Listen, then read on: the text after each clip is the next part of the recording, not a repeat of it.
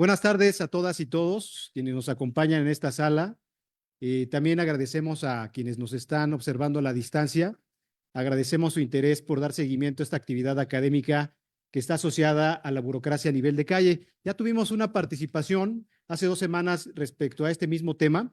El día de hoy vamos a tener una mesa de análisis que fue denominada Desde la trinchera de la administración pública, experiencias sobre burocracia a nivel de calle, que son principalmente estudios de caso para que la población interesada en la realización de investigaciones de este tipo de temas les resulte aleccionador y también, por supuesto, interesante sobre la manera en que la burocracia a nivel de calle puede llegar a incidir en la manera en que se implementan los programas gubernamentales. Con ese motivo, pues doy la bienvenida al resto de la comunidad que es interesada en este tema y agradezco al Centro de Estudios en Administración Pública por la organización de esta actividad. Para dar efecto a este evento, tenemos la presencia de 3 compañeros universitarios, eh, algunos egresados de esta facultad, pero también otros que están estudiando el doctorado. En un momento los voy a presentar. Se encuentra con nosotros Enrique Estrella Ramírez. ¿Puedes levantar tu manita, Enrique? Alejandro González Vázquez y también Antonio Javier Piña Sánchez. Quiero comentar que los 3 compañeros están haciendo investigación de campo sobre este tema de burocracia a nivel de calle.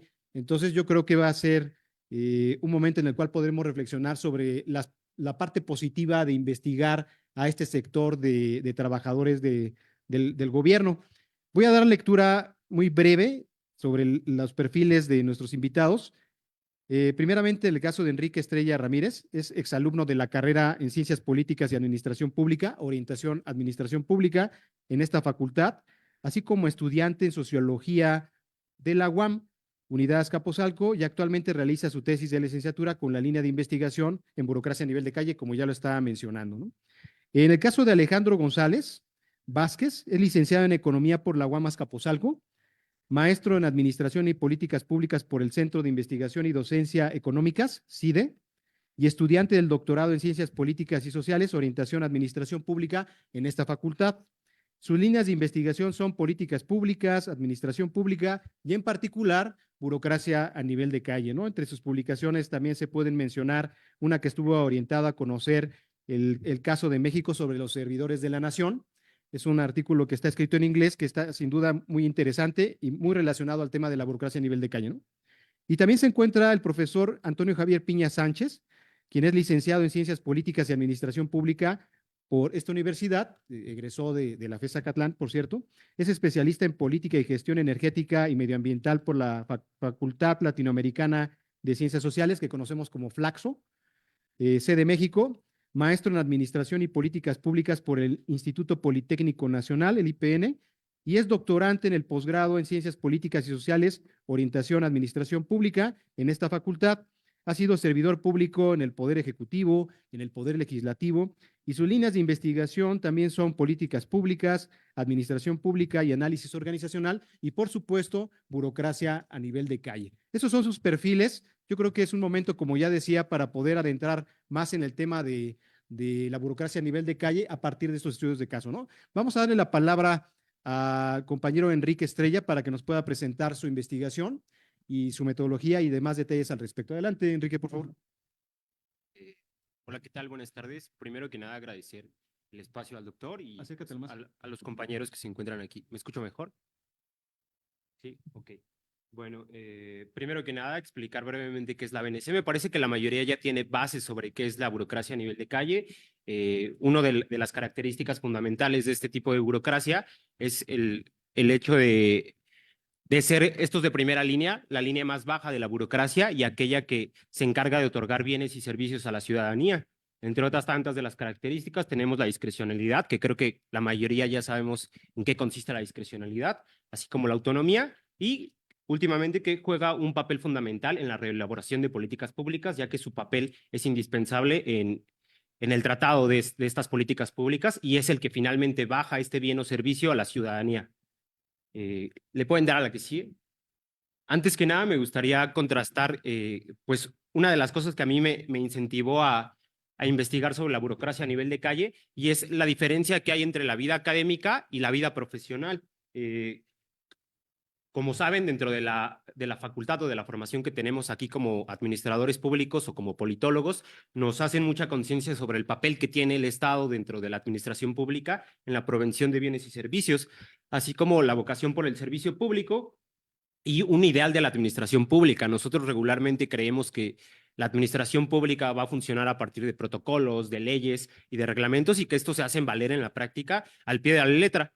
Lo que sucede en la vida profesional pues es bastante diferente. No sé si alguno de ustedes aquí ya ha laborado en la administración pública o conoce la administración pública, pero sabrá que hay mucha distancia entre la vida académica que tenemos aquí y el cómo se desarrolla la vida profesional, ¿no?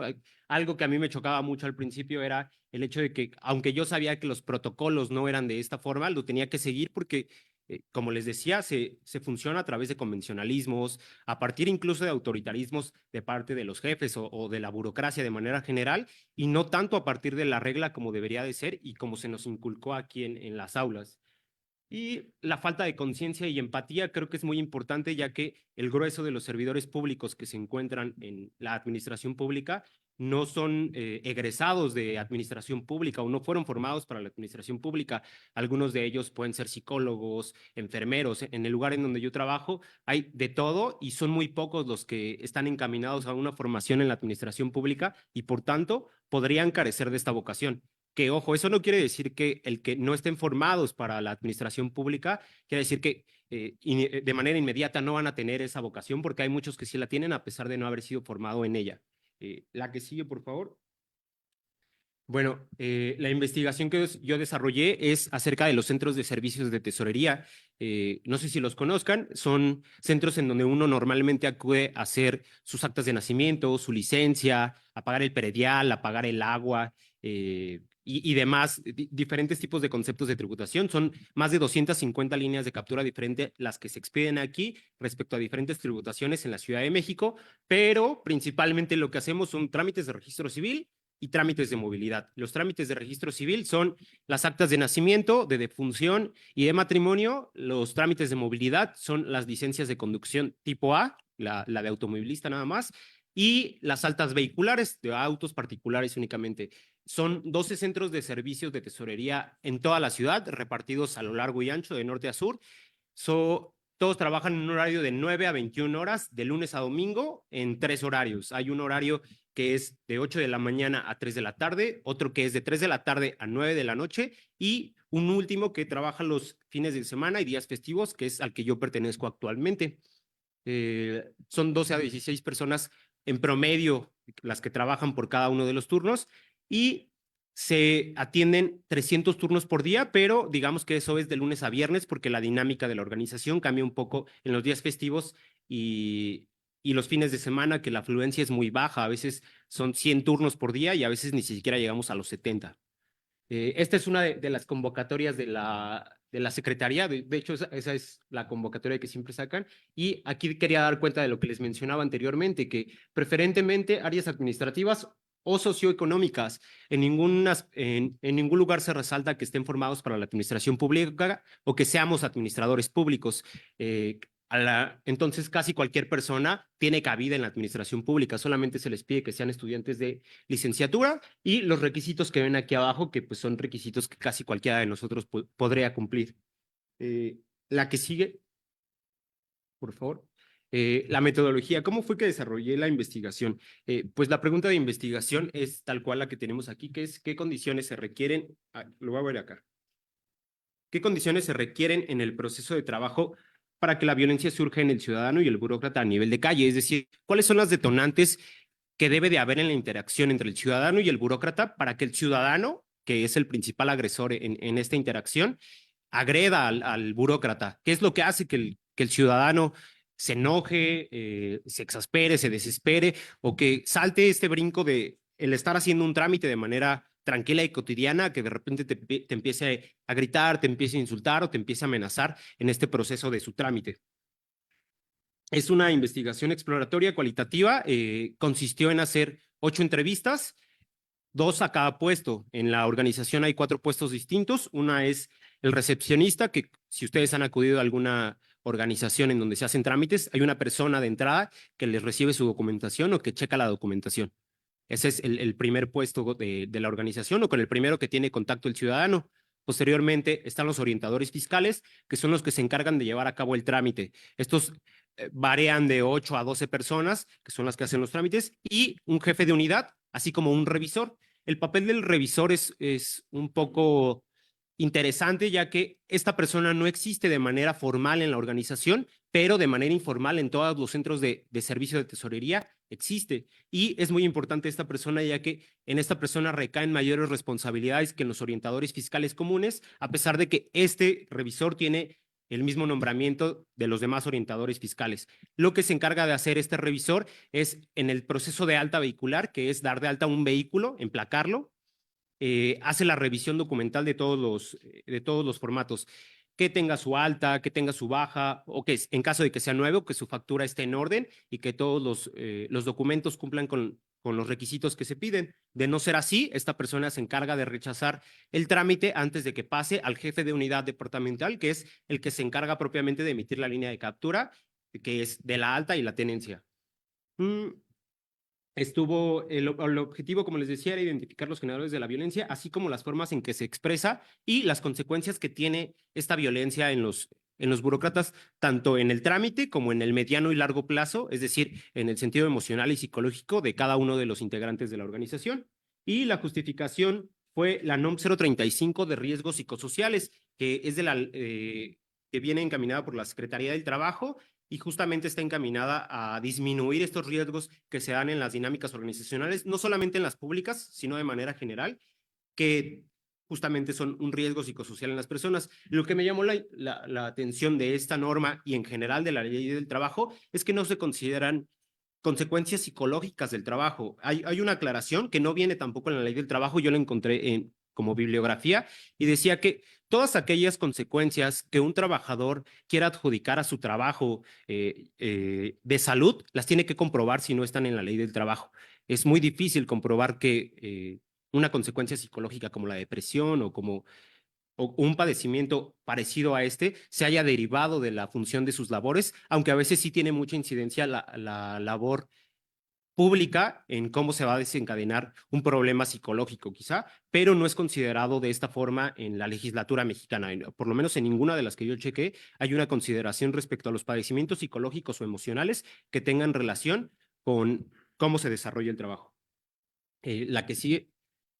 Y bien, aquí ya vienen un poco de los hallazgos que pudimos encontrar y vienen las situaciones contextuales problemáticas que fueron las que yo fui identificando como problemas o como detonantes en la violencia del ciudadano. El primero de ellos es el tiempo. El tiempo, como lo dice Javier Ollero, es algo muy importante en la interacción con las burocracias, ya que la mayoría de las personas que está acostumbrada a interactuar con burocracias sabe que tiene que esperar. La mayoría de ustedes cuando asisten al ISSSTE o cuando asisten a hacer un trámite, dan por sentado o ya tienen concientizado que se van a tardar.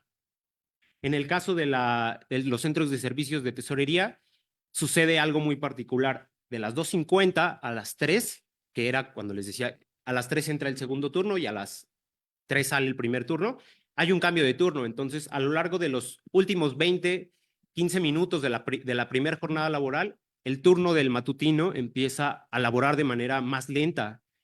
Si ustedes asistieran de manera cotidiana como yo lo hago o como yo lo hice en su momento, se darían cuenta que en este proceso de tiempo se empieza a alargar la fila. La fila que normalmente tendría 2, 3 personas, en estos 10, 15 minutos se empieza a alargar, a lo mejor pueden llegar a ser 10, pueden llegar a ser 15 personas. Esto tiene como consecuencia que cuando esta primer tanda, a lo mejor de contribuyentes, que es como se les llama aquí a los ciudadanos, lleguen con nosotros, que era, bueno, conmigo, que yo era el turno de 3 a 9, vengan más desesperados o que si su trámite se llega a retrasar un poco más o si le llegas a poner un pero más a su trámite, es muy probable que el ciudadano se enoje más de lo común o que ya tenga mayor desesperación debido a que se dio esta premisa que fue que esperó más tiempo del que debería de haber esperado.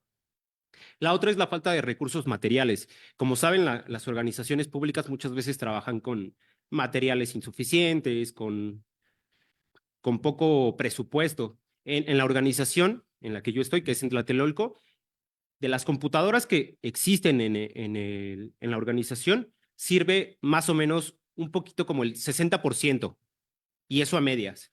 Por ejemplo, en el trámite de licencias es indispensable que haya un escáner en todas las computadoras y este no existe en la mayoría.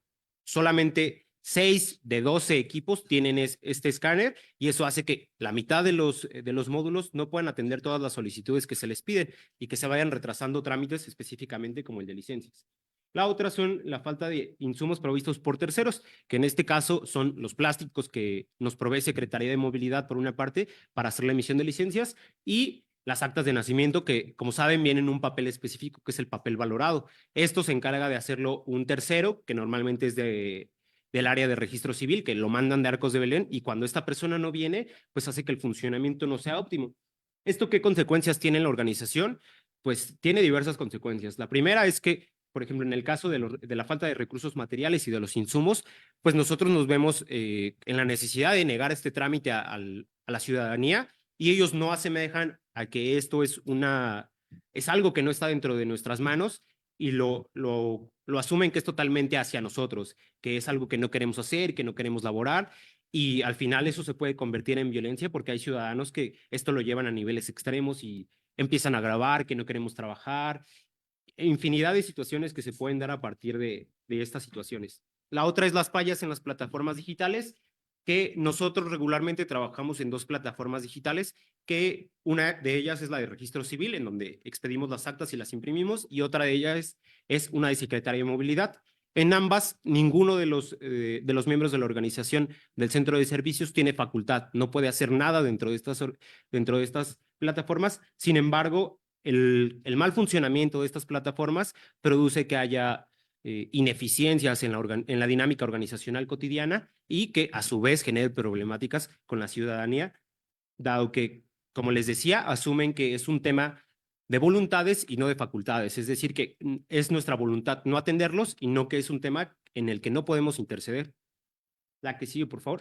Antes de que pases, de hecho es reciente y igual nos generó problemas porque durante todo el principio de este mes no se pudieron emitir las constancias de no inhabilitación, que son un documento que regularmente se pide cuando uno desea trabajar en el servicio público y nosotros tenemos ahí la facultad de poderla hacer de manera manual si tenemos la información del ciudadano, que es su dirección, su CURP y su RFC. Durante todo el principio de este mes y parte del pasado no estuvo sirviendo la plataforma y por eso pusimos, bueno, este fue un como cartel que pegamos en las instalaciones de la organización, dado que no se podía emitir y era la justificación de ello de cómo lo debían de hacer.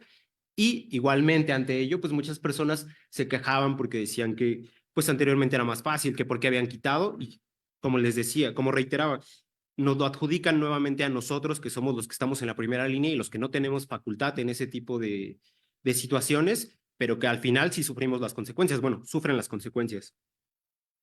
Aquí sigue, por favor.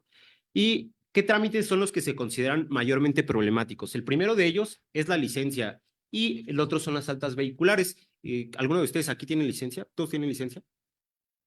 Bueno, sabrán que no sé si han sacado licencia en la Ciudad de México, pero es muy rápido generalmente el tema de las licencias. Se tardan 15, 20 minutos si no hay gente, ¿no? Si no, podría dilatarse 1 hora, 2 horas o mucho más tiempo del que sería de manera normal si es que la fila es muy alta o si el tiempo que tienen que esperar es mucho. ¿Por qué hay problemas en las licencias? El primero de ellos es porque los requisitos se cambian de manera constante.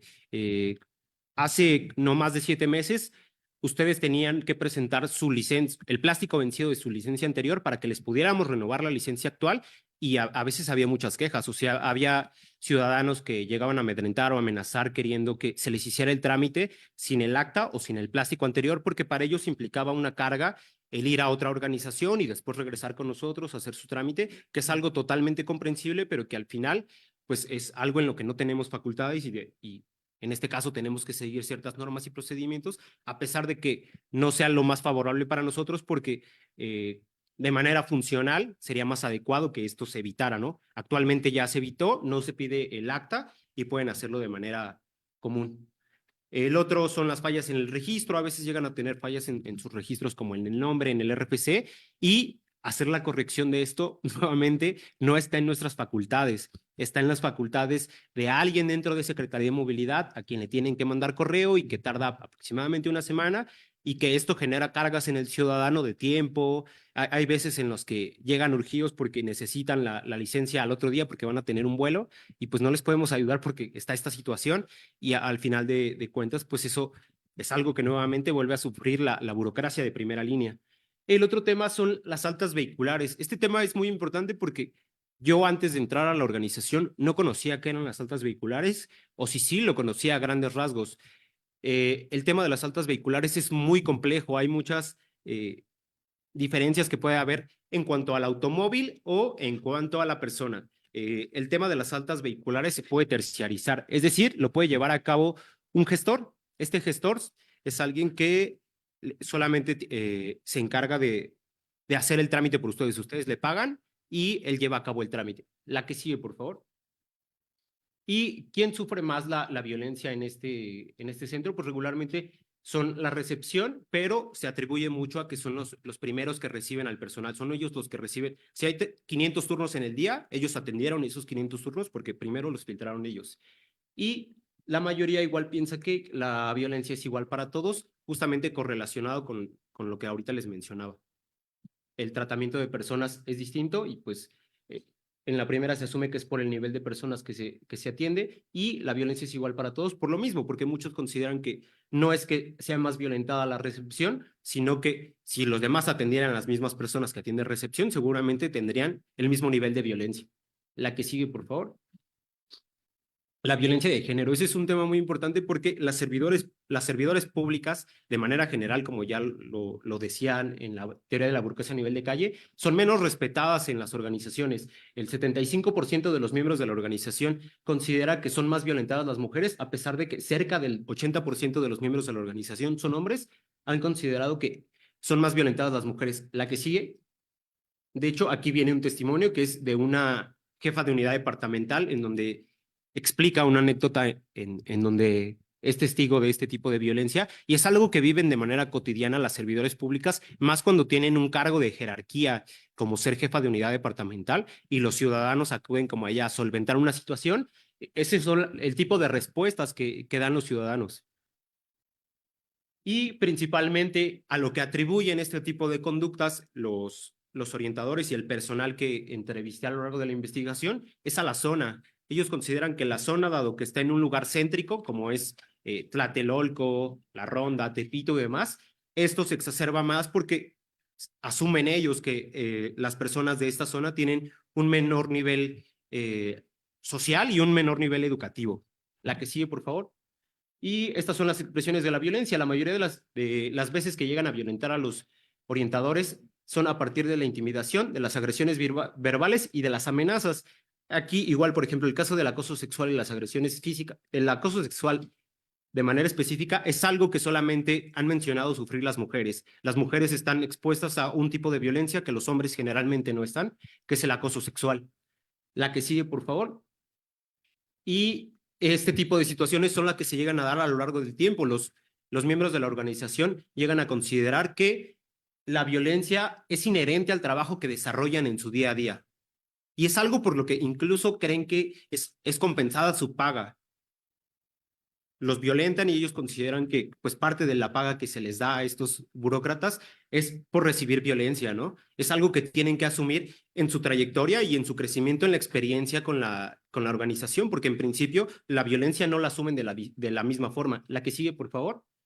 De hecho, esta es muy importante, que es la evolución de los burócratas en el tratamiento de la violencia. Y vemos, es la misma persona, pero es una dinámica diferente en cuanto había entrado a la organización a cuando ya lleva aproximadamente 3 años de estar laborando, ¿no? Dice, antes no lloraba porque me daba pena, quería llorar, me lo tomaba como muy a pecho. Y ahora me gusta contrastar mucho esta parte que dice, pero si llegan ya en modo ojete, pues yo también puedo ser ojete. Esa es la perspectiva que tiene y la evolución que tiene un burócrata a nivel de calle al paso del tiempo y cómo va creciendo su experiencia. Se va desapegando del ciudadano y de lo que éste desprende hacia él, de la violencia que expresa el ciudadano hacia él. La que sigue, por favor, para ya no alargarme. Y efectos de la violencia en el trámite, que eran los que decía, de manera inmediata, la violencia que un ciudadano ejerce para con el burócrata tiene efectos de manera inmediata. ¿Qué es esto? Si está en mis posibilidades tardarme, me voy a tardar. O sea, si no tienes cita y llegan más, si lo dejo al último o si puedo subir al baño o así, si lo hago. que esto principalmente sucede en estos que les decía que terciarizaban el trámite como los gestores. Como ellos son personas que reciben remuneración por hacer este tipo de trámites, son personas que toleran más a la burocracia. Es decir, que uno como burócrata les puede poner más peros, puede ser menos permisivo que con los demás, y ellos lo van a tolerar porque saben que reciben una remuneración a partir de esta actividad y pueden recibir este tipo de violencia como la que dice mi compañero. Si lo puedo dejar al último, lo dejo. Y hay veces que este tipo de prácticas sucede. Ok, y la que sigue. Bueno, estos son parte de los efectos, que son como los más comunes, pero igual no los podemos determinar de manera precisa, ya que no se hizo un análisis psicológico de toda la organización o de los miembros. La que sigue. Y el tratamiento de la violencia, solamente 52 de los miembros han tratado la violencia, el 40% lo creen necesario, pero no lo ha hecho. Y además desconocen que hay herramientas por parte de la organización que apoyen en esto. La que sigue, por favor. Y estos son algunos de los hallazgos que encontramos. Lo primero es que las detonantes pueden surgir de 3 dimensiones. La primera son las situaciones contextuales naturales de la organización, que era lo que les mencionaba. El tiempo, la falta de insumos, las fallas en las plataformas digitales, que son algo que no depende totalmente de nosotros o no depende de nosotros. La otra es la complejidad de los trámites. Los trámites a veces requieren un nivel educativo mínimo para que puedan comprender estos trámites, ya que son demasiado complejos. El tema de las altas es muy, muy complejo. Podría tardarme 2 horas aquí explicando en qué consiste ese trámite. Y la otra son las actitudes que puede tener el burócrata a nivel de calle, ya sea de manera consciente o inconsciente, en las que propicia esta violencia. Si alguien ya viene tenso y yo le hago un comentario malo o me pongo a la defensiva, es muy probable que la hostilidad del ciudadano se acrecente en lugar de que se disminuya. El otro es que el personal no está capacitado para lidiar esta violencia, incluso no se le advierte que va a ser violentado a lo largo de su jornada laboral previa a su entrada a la organización. Y la otra, lo que ya les mencionaba, que el tiempo junto con la experiencia modifican el comportamiento del burócrata. Su comportamiento va a ser distinto ante la violencia en su principio en la organización, a la mitad o al final de su trayectoria en la organización.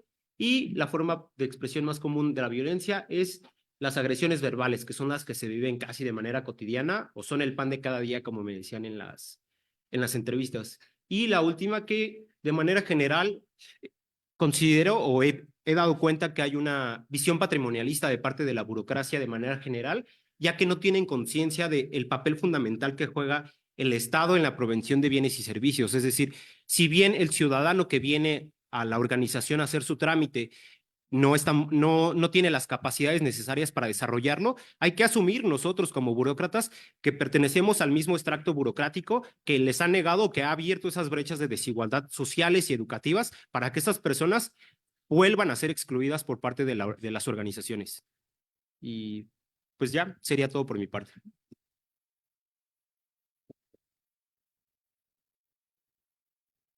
Buenas tardes, compañeros. Muchas gracias, Enrique. Gracias. Vayan me- anotando sus preguntas porque, pues bueno, al final vamos a dar espacio para que puedan generar sus cuestionamientos sobre cómo se han hecho estas investigaciones o lo que ustedes consideren pertinente. Vamos a ver si ya está la otra diapositiva. Y vamos a dar la palabra al maestro Alejandro González Vázquez. Adelante, Alejandro, por favor. Pues buenas tardes, compañeros. Es un gusto estar con ustedes aquí en la facultad y pues bueno, estaba pensando cómo hacer la presentación, pero es mi trabajo de tesina, o sea, ya tiene pues más de un año, pero ya está publicado, entonces todos lo pueden leer y veía como muy inútil hacer como una explicación de lo que obtuve. Entonces, lo que les quiero contar es cómo se hace un trabajo de investigación de burocracia de primera línea, o sea, como la experiencia. Y bueno, el tema en realidad es servidores de la nación, desde la perspectiva de la burocracia de primera línea o a nivel de calle y el aligeramiento de cargas administrativas. Pero no llegué a esa pregunta, no llegué a ese tema desde un principio, ¿no? Al principio tuve una clase de burocracia de primera línea y fue muy interesante y luego pensé en un tema relevante de la burocracia de primera línea y hubo una participación de una compañera de doctorado que trabajó con ellos y hizo trabajo de campo y creo que era muy interesante ver cómo la política social hoy es implementada por un cuerpo de burócratas de reciente creación. Entonces dije, quiero investigarlos, ¿no? Y revisando la literatura dicen, no, pues hay un nexo político entre Morena y estos servidores y había muchas críticas respecto a eso, entonces dije, bueno, la división de estos servidores está dado por el distrito electoral. Entonces dije, bueno, voy a ver si se vincula los resultados electorales con ellos, ¿no? No fue posible porque la base de datos no te da para eso. Entonces dije, bueno, ¿qué otra forma le doy, no? Entonces me puse a leer sobre qué publican sobre los servidores de la nación y el discurso del presidencia, de la Secretaría del Bienestar, es que ellos han llegado a los lugares donde nadie más había llegado, que han alcanzado a la población más pobre. Eso no está probado con evidencia porque si vemos los deciles en programas sociales no corresponde, pero bueno, es el discurso, ¿no? Entonces, cuando pensé ese discurso dije, ¿cómo enfocar teóricamente este discurso? Y ahí fue cuando seleccioné el marco teórico, que sería la siguiente. Por un lado, las cargas administrativas, es decir, los costos que afronta el ciudadano en la interacción con el Estado. Algunos pueden ser de aprendizaje, otros pueden ser de cumplimiento. ¿Qué tengo que cumplir para que me otorguen un beneficio del Estado? ¿O cómo tengo que entender el proceso para que yo sea beneficiario de este? También hay un costo psicológico, es decir, ¿qué tanto me tengo que estresar o perder de mi salud mental para obtener un beneficio del Estado? Y a partir de eso dije, bueno, nos está diciendo el discurso político que ellos han llegado a los más apartados y que ellos han recorrido todo el país. ¿Qué están haciendo? Aligerando cargas administrativas, es decir, quitar el costo al ciudadano y retomarlo ellos, ¿no? Entonces, ese fue el primer enfoque teórico y luego tuve agencia y discrecionalidad.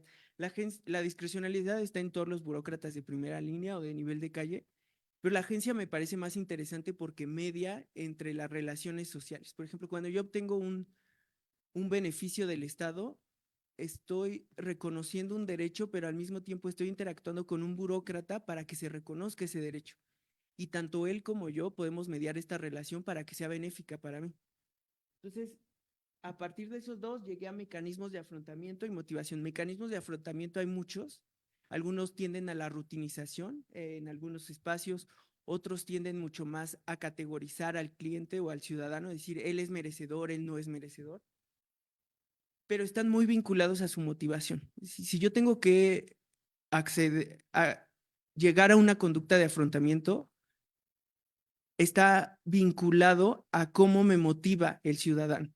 Si yo siento que un ciudadano merece el reconocimiento o el acceso a un derecho, voy a hacer lo posible porque él acceda a eso. Entonces, ahí está la motivación y luego el contexto institucional. Entonces, bueno, ese se me hace más básico, pero está bueno. Y luego, la siguiente diapositiva, lo que les quería mostrar es cómo llegué al diseño de investigación. Dije, bueno, ya tengo el enfoque, ya tengo el estudio de caso, ahora, ¿qué tengo que preguntarme? Y lo primero que hay que preguntarse es cómo se conformó el cuerpo de la burocracia. Y para eso hay que acceder a fuentes oficiales.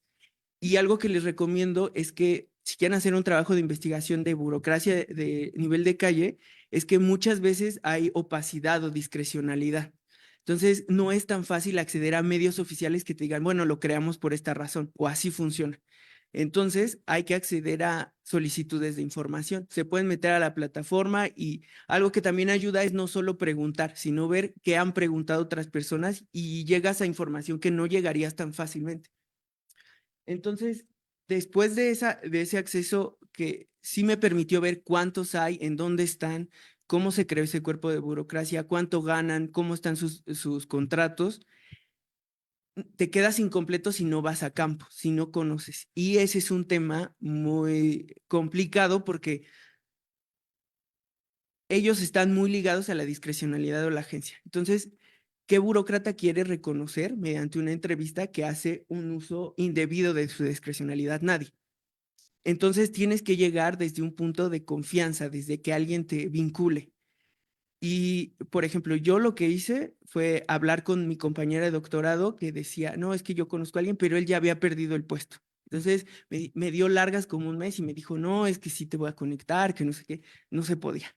Entonces me puse en Facebook, en ir a los módulos, a preguntar, sacar la carta de mi escuela para ver si me daban reconocimiento y nadie quería.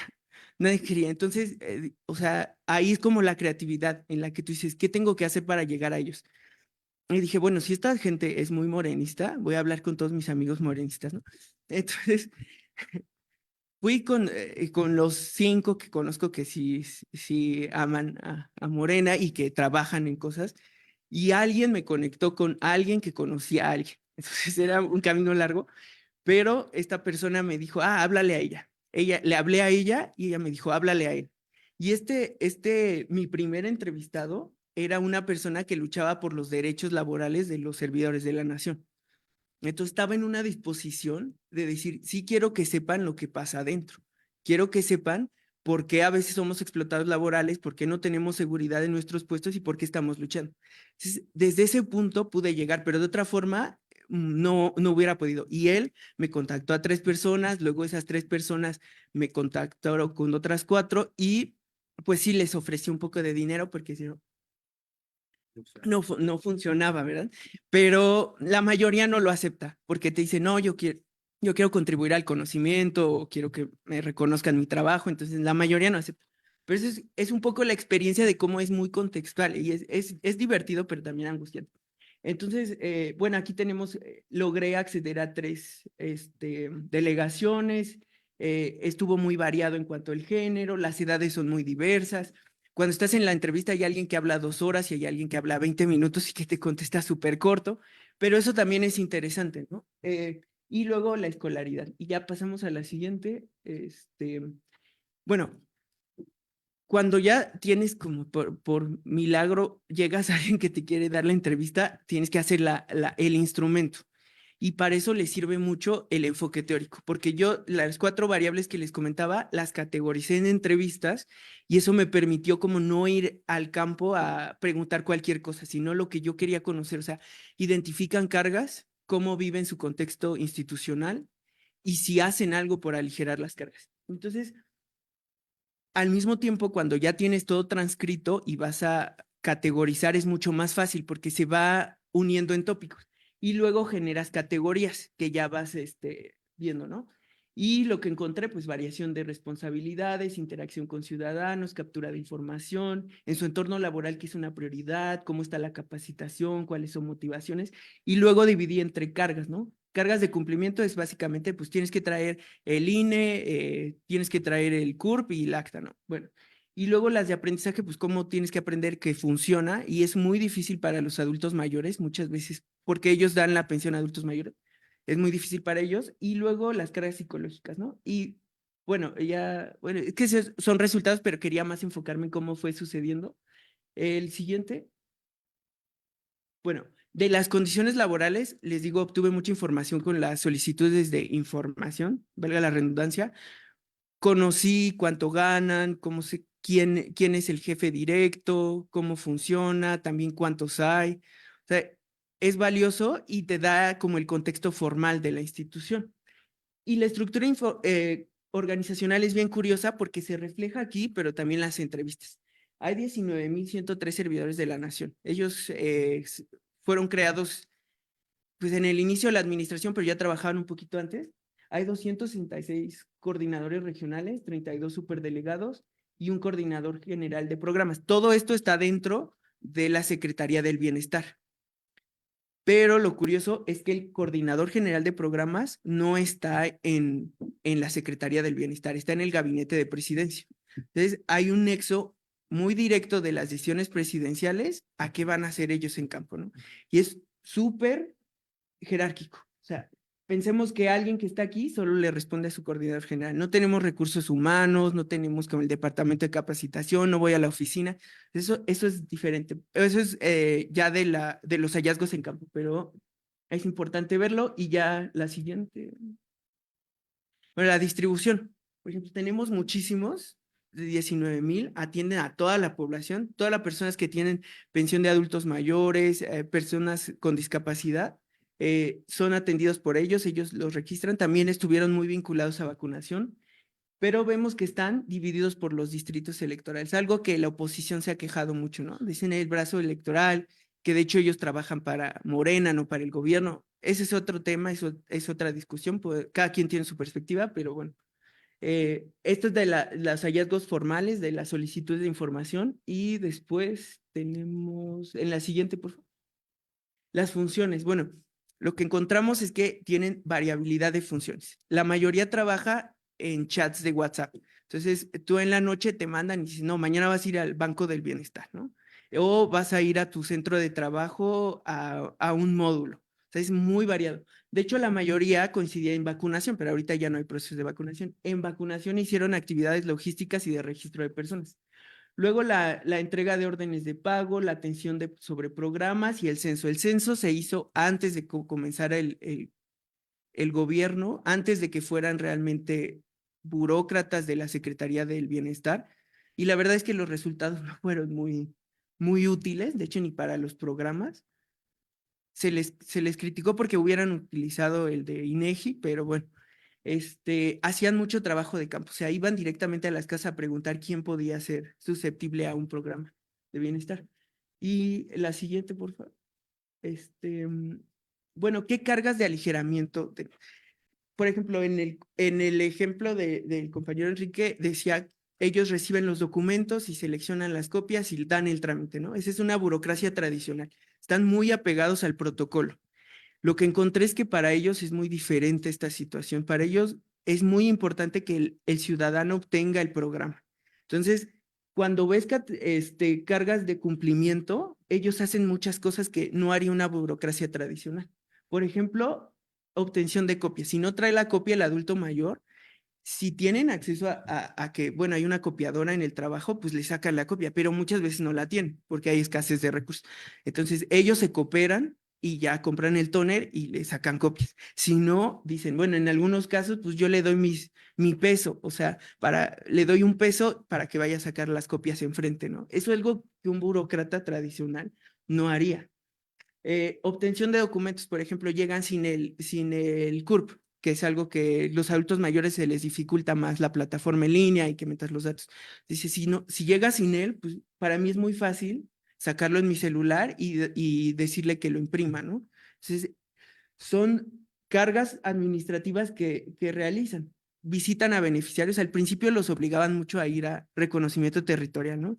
Ve a la casa. Alguien del Rosario, no sé si lo ubiquen, que está la unidad cerca que está del Rosario, pues hay un montón de unidades habitacionales, ¿no? Entonces decía, no, pues es que me dieron el nombre de no sé quién y pues no puedo, no sé en qué casa están. Entonces dice ella, me ponía con mi cartulina a gritar abajo del edificio a ver si salía, ¿no? Cosas que sería muy raro ver en un burócrata de primer. Y luego recursos personales, pues decía, alguien me decía, no es que me agobian las llamadas, pero pues ya le pasé mi número a muchos. Entonces me mandan mensaje, oye, ya está mi pago, o sea, cosas que no harían tradicionalmente. Y luego en la siguiente acciones de aprendizaje, por ejemplo, es muy difícil es que hay muchos obstáculos para que una persona adulta mayor, sobre todo muy mayor, de 80 o más, aprenda a usar un cajero, reconozca cuando le sale la orden de pago, qué sucede. Entonces, ellos hacen un esfuerzo grande para que la persona lo comprenda, ¿no? O alguien me comentaba que hicieron un cajero de cartón. Entonces, le decían, bueno, metes la tarjeta aquí, aprietas el código acá y ya, o sea, eso hacen también. Y bueno, recursos personales, pues ponen su número telefónico, ponen dinero para las copias, como les decía, cosas así. Y bueno, el siguiente, ya para terminar, las motivaciones. Y lo que yo me preguntaba es, ¿qué los motiva a ser diferentes, no? Y algo que estuvo presente en 10 de 11 entrevistados, pues es su compromiso político. Tenían una visión de Morena, del presidente, de lo que quería el presidente, y algunas personas sí me contestaron, ¿no? Es que el presidente sabe que la burocracia está lejos del pueblo, tenemos que hacer que llegue al pueblo. O decía, es un elefante reumático, nosotros vamos a hacer caminar ese elefante. Cosas que es interesante que un burócrata te diga. También había como visiones de altruismo, ¿no? Decir, es que es gente muy vulnerable que si yo no le ayudo, difícilmente va a lograr acceder. Entonces también hacían eso. Y también el vínculo con el ciudadano, decían, sí, o sea, ya tiene mi teléfono, me manda mensajes, yo sé que es una persona que necesita ayuda. Entonces hacían mucho de ese trabajo por ellos y ya para terminar, ya acabo. Lo que al final mi reflexión es que llegas a muchas cosas interesantes cuando vas a campo, cuando entrevistas y tratas de comprender a ellos, ¿no? O sea, si yo hubiera hecho mi pregunta inicial de ver influye en las elecciones el trabajo de estos burócratas, pues me hubiera quedado sin toda esta historia, que es interesante, que hay que ver. Pero bueno, ya la discusión política también es interesante y después se transformó en un artículo que publicamos sobre paraburocracias y el uso político que este estilo de burocracia se le puede dar, ¿no? Que es un riesgo muy grande para los burócratas, bueno, los servidores de la nación. Y ya.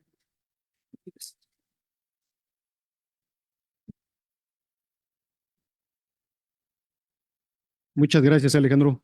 ¿Les podrías comentar con quién más escribiste el artículo para que puedan ellos y ellas buscarlo si es de su interés?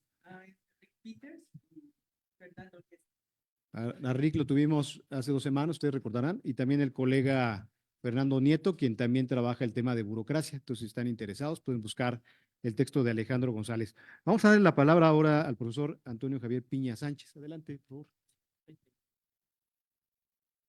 Bueno, pues muy buenas tardes a todas y todos. Antes que nada, quiero agradecer al posgrado en Ciencias Políticas y Sociales, al Centro de Estudios de Administración Pública y pues dedicar este pequeño trabajo a quienes nos acompañan aquí en este momento, a mi familia, por supuesto, y a mis alumnas y alumnos. En especial, sobre todo, a mi comité. Este trabajo no hubiera sido, no es posible y no sería posible sin el comité. En el caso del doctor Arturo ha dedicado horas, semanas y me atrevo a decir que años, al igual que el doctor Max, quien también me ha acompañado, y principalmente la doctora Laura, con quien comparto un laboratorio. Ella me da clases, la doctora Laura Montes de Oca, quien me ayudó bastante para la elaboración metodológica de este trabajo. Bueno, lo que van a ver a continuación es un poco, va de la mano así con mis colegas. Tomo el mismo enfoque que ellos, el mismo enfoque teórico, pero lo abordo de una forma diferente. Yo también hago entrevistas, en mi caso entrevistas semiestructuradas, pero hago algo particularmente un tanto distinto, hago algo que se llama observación participante. Yo utilicé una herramienta metodológica que se llama etnografía institucional. La etnografía institucional básicamente es el contraste de lo que está en un documento, papel, reglamento, política pública o teoría. Se hace el contraste con lo que ocurre respecto a la realidad, ¿no? Es esta brecha entre la intención y la acción. Entonces, bueno, vamos para allá, por favor, la siguiente. El trabajo como tal se titula Burocracia a nivel de calle en la implementación de la política del sobrepeso y obesidad. Bueno, es un tema bastante interesante para ustedes, sobre todo porque en clases luego lo he reiterado. Yo soy de una generación que tuvo la suerte de todavía comer muchos alimentos orgánicos, no tan procesados. Pero actualmente hay una serie de estudios, de acuerdo al Instituto Nacional de Salud Pública, entre otros estudios, que refieren que en el caso de la generación de ustedes, que son mucho más jóvenes que yo, cerca de 20 años más o menos, ustedes consumen, de lo que consumen, cerca del 70% ya es alimento procesado o ultraprocesado. Las consecuencias se asocian a cuestiones desde el cáncer, por ejemplo, la diabetes, ¿no? La hipertensión. En específico, el tema que a mí me interesó, la política pública que a mí me interesó estudiar es el sobrepeso y obesidad. Es un tema bien interesante en el sentido de análisis, pero muy complejo. ¿Por qué? Como ustedes pueden ver, tenemos una serie de problemas, ¿no? 7 de cada 10 adultos padecen sobrepeso u obesidad, 4 de cada 10 adolescentes y 1 de cada 3 niños. La última encuesta nacional de salud y nutrición en Sanud ha marcado incluso una tendencia a la alza de estas cifras, lo cual es bastante grave. La revista Forbes hace unos años hizo una proyección y decía que para la generación, sobre todo de ustedes, más o menos por el año 2050, 9 de cada 10 van a padecer sobrepeso u obesidad. O sea, es una cifra muy, muy alarmante, ¿no? Pero más allá de los índices, ¿cuál es la consecuencia de esta situación de sobrepeso obesidad? Bueno, que en salud pública al menos, cerca del 70% de las personas que fallecen, pues desafortunadamente fallecen por esa condición, porque presentaban sobrepeso obesidad. La siguiente, por favor. Bueno, ahora, como ustedes pueden ver, uno de los grandes retos es que la mayoría de las personas que actualmente presentan alguna de estas enfermedades, se les llamaba antes enfermedades crónicas no transmisibles, ahora solamente es enfermedades no transmisibles. Bueno, el chiste es que la mayoría de las personas que presentan ya sea cáncer, diabetes, hipertensión, padecen sobrepeso u obesidad. Con algunos colegas hemos considerado, entre ellos el profe Arturo, que padecer sobrepeso u obesidad parecía que es la antesala para tener alguna de estas consecuencias. Estas enfermedades son crónico-degenerativas, no tienen cura. Una vez que las tenemos, nos van afectando a lo largo de la vida. De hecho, hay un concepto en salud que se llama VISA, años de vida perdidos. Por ejemplo, en el caso de la diabetes puede quitarnos hasta 10 años de vida en calidad o incluso en vivir en el mundo como tal, ¿no? La siguiente, por favor. Ahora, para nosotros, si nos interesaba la política del sobrepeso y obesidad, en compañía del profe Arturo nos hicimos una inquietud. ¿Cómo se ha estudiado el fenómeno? Bueno, aquí hay algunas de las vertientes en las cuales se ha estudiado el fenómeno del sobrepeso y obesidad, desde las ciencias de la salud, la sociología, la antropología, la perspectiva corporal, fundamentos farmacológicos. Nos cuestionábamos, ¿qué queda ahora por hacer? En el caso de nosotros como administradores públicos, había que buscar una brecha.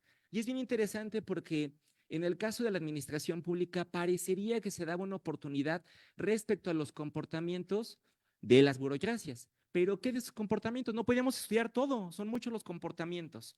Tenemos que enfocarnos en algo y encontramos dentro de la literatura la burocracia a nivel de calle, que como bien mis compañeros ya han señalado más o menos a qué se refiere. La siguiente, por favor.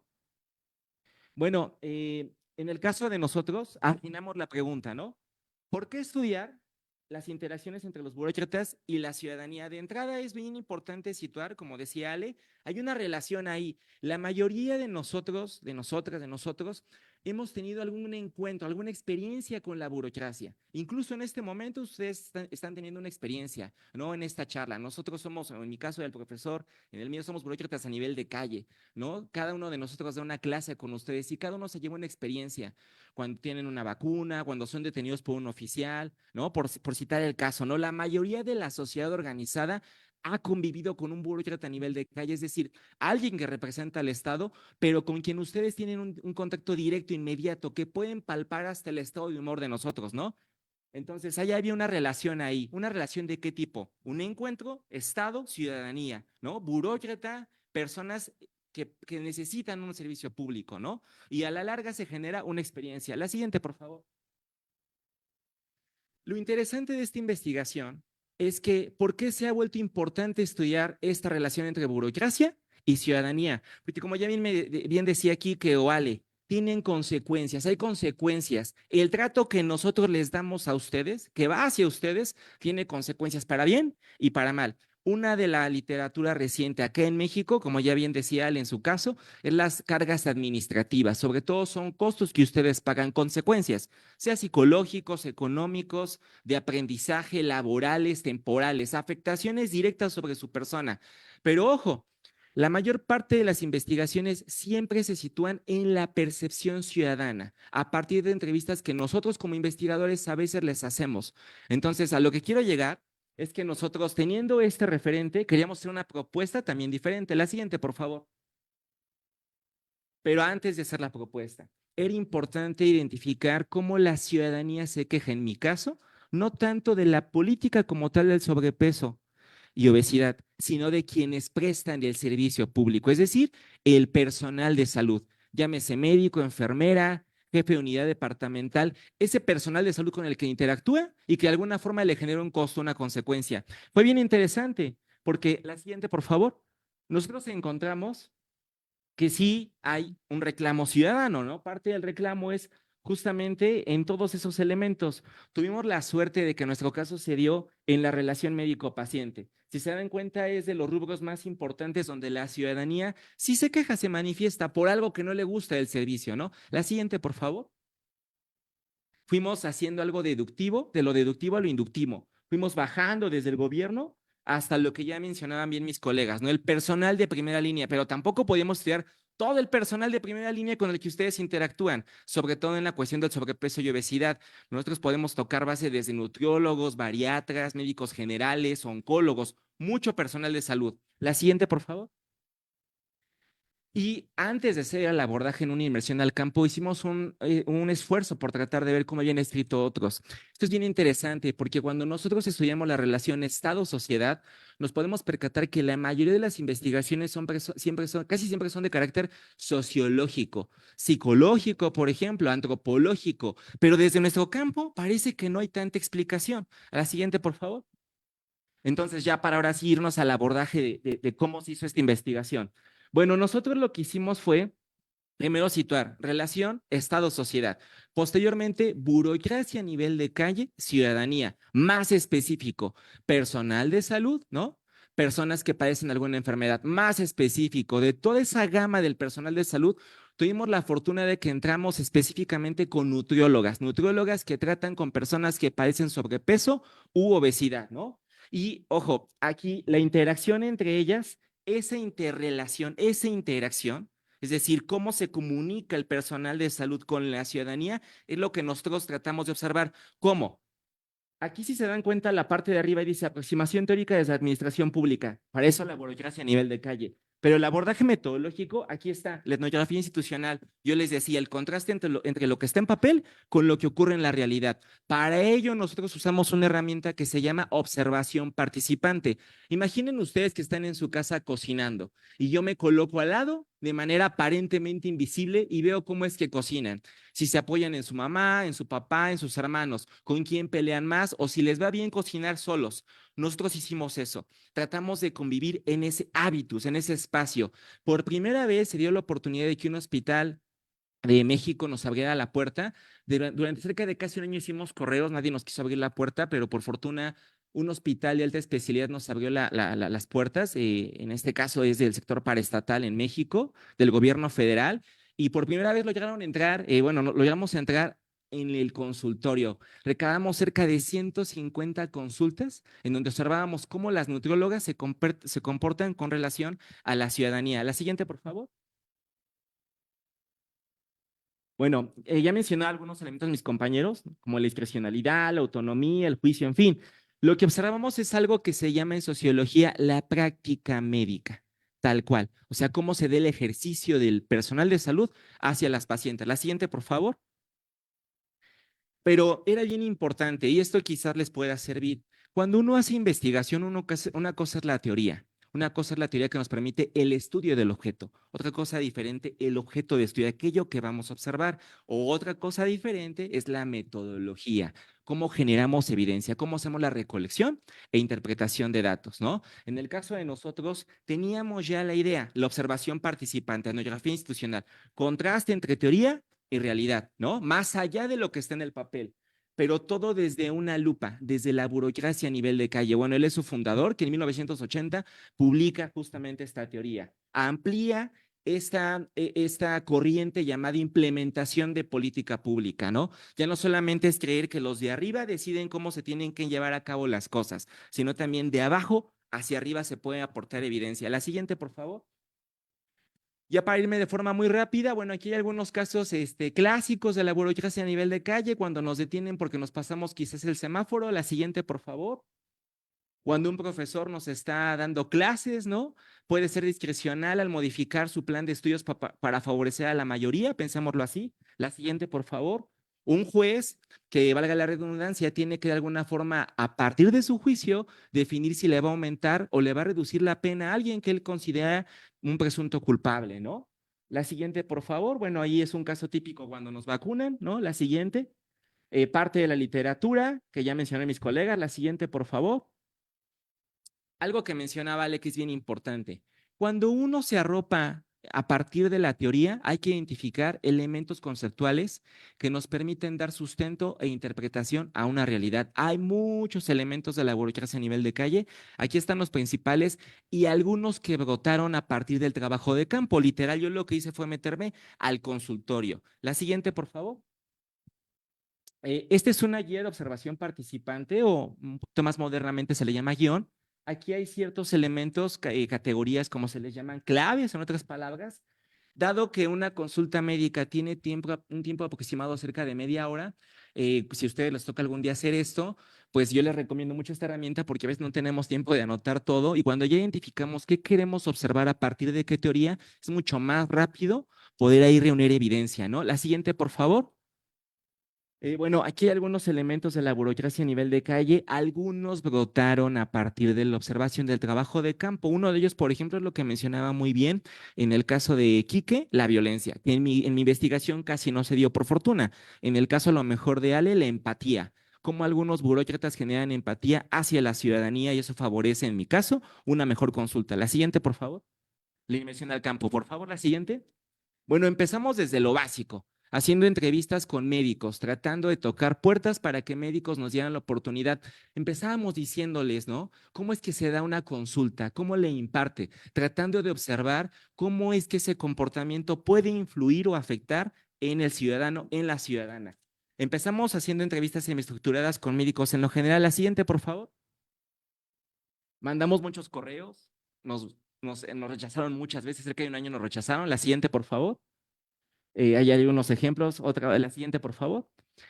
Cuando nos permiten entrar a un hospital del gobierno federal, sector paraestatal, parte de las consideraciones que nos pidieron, además de la concesión de información, por eso si se dan cuenta no he mencionado qué hospitales, dada la complejidad y delicadeza del tema, no puedo evidenciar el nombre del hospital ni las personas involucradas que me permitieron observarlas. En metodología de la investigación cualitativa, este trabajo es de corte cualitativo, se le llama concesión de información, justo a una especie de permiso en donde la otra parte nos permite observar o tener evidencia, siempre y cuando de preferencia se mantenga en el anonimato, a menos de que ellos lo autoricen. Entonces, bueno, me pidieron vestirme de blanco, ¿no? Yo pasaba desde ser camillero, enfermero, médico, servicio social, hasta el portero, ¿no? Pero bueno, lo logramos. La siguiente, por favor.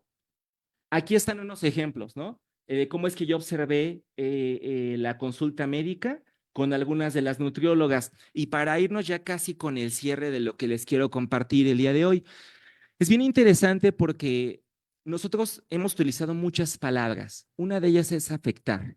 Pensar que las burocracias son capaces de afectar en nuestra vida para bien, para mal, favorecer la movilidad social, en otras palabras, hacernos más desiguales o más desiguales, es algo que se debe de tomar en consideración. ¿Cuántos de ustedes en sus encuentros y experiencias burocráticas no han tenido un profesor o profesora que los acompaña, que los apoya, que los guía, que incluso los protege y que gracias a ellas y a ellos logran terminar la carrera, la maestría, el doctorado? Cualquier parecido con la realidad es mera coincidencia. Pero bueno, no solamente eso, ¿cuántos de ustedes no han tenido algún médico que de alguna forma se porta buena onda médica y que les dice, ¿saben qué? Llegaron tarde, pero ¿desde dónde vienen? No, pues nos hicimos 3 horas, pues pásele. O en otra situación, ¿no? En el caso de nosotros, me tocó varias experiencias en donde, por ejemplo, tocaban a la puerta. Muchas pacientes no saben por qué las mandan con las nutriólogas. De entrada, ahí hay una cuestión altamente discrecional de quién las manda, porque no saben por qué van. Me tocaron pacientes que llegaban en condición de diabetes gestacional. Y en el caso de ellas, por ejemplo, pues evidentemente pues no sabían bien qué era la diabetes gestacional. Es una situación muy grave. ¿Por qué? Porque se le llama gestacional porque solamente hay alteraciones en el nivel de glucosa cuando las mujeres se encuentran embarazadas. Gran parte del problema es que si no hay un control, además de que las pueden internar, la diabetes se puede heredar a los bebés. Y esto es algo muy grave. Entonces hay que tener en mucho control a las mujeres embarazadas. La siguiente, por favor. Bueno, ahí ustedes pueden darse cuenta que al final terminé hasta apoyando y tomando el peso, ¿no? Yo llamaba, abría la puerta y ya daba el nombre de las pacientes, ¿no? Porque en metodología de la investigación, cuando alguien hace observación participante, ya lo mencionaba un poco Alex, hay un elemento en inglés que se llama rapport, que se refiere a la confianza. Cómo es que nosotros vamos incorporándonos al campo, al hábitus para poder obtener evidencia. Pero es bien interesante porque parte de los hallazgos que hemos comenzado nosotros a detectar es que evidentemente la discrecionalidad influye en el seguimiento y control ya no de la prevención del sobrepeso y obesidad, pero sí del control o de la reducción. Desafortunadamente, hay muchos retos. Porque en el caso mío, por ejemplo, las nutriólogas se consideran un poquito menos importantes que otros médicos. Ellas de entradas, en el campo de la medicina, ellas no son doctoras, no son médicos, ellas son licenciadas en nutrición. Ya de entrada ya hay una cuestión que queramos verlo o no en relaciones de poder, las minimiza con relación a los médicos. No obstante, en su saber y poder es muy alto lo que ellas pueden hacer. Tuve la suerte y la experiencia de ver cómo a pacientes en condición de cáncer, por ejemplo, podían aminorar el dolor. Justo por esta relación de saber-poder, ellas tienen tanto conocimiento que eran capaces de alguna forma de darle en un plan alimentario a una paciente justo alimentos que pudieran reducir el dolor. Evidentemente también hay retos hasta cierto punto en cuanto a áreas de oportunidad. ¿Por qué? Hay pacientes que consideran que las nutriólogas las tratan siempre igual, que les dan el mismo plan alimentario, que incluso las llegan a considerar como si fuesen de alguna forma la misma paciente y eso de alguna forma no les gusta a las pacientes.